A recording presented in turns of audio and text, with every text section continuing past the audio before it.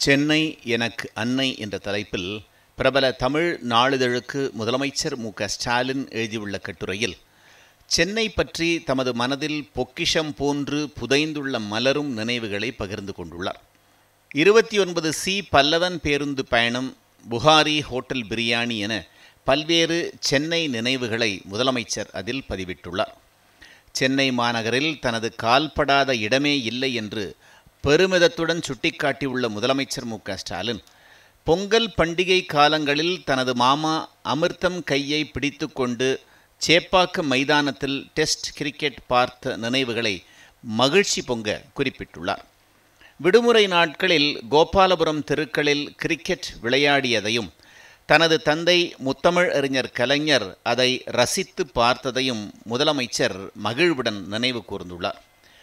பேரறிஞர் அண்ணாவுக்காக ராயப்பேட்டை அமீன் ஹோட்டலில் சமோசா, பக்கோடா மற்றும் டீ வாங்கி வந்து கொடுத்ததையும் முதலமைச்சர் பதிவிட்டுள்ளார்.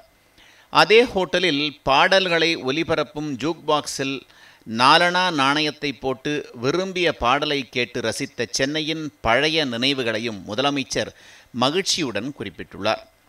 அண்ணா சாலையில் பிலால், புகாரி ஹோட்டல்களுக்கு நண்பர்கள் குடும்பத்தினருடன் சென்று பிரியாணியை ருசித்ததையும் தமது சென்னை நிகழ்வுகளாக முதலமைச்சர் தெரிவித்துள்ளார்.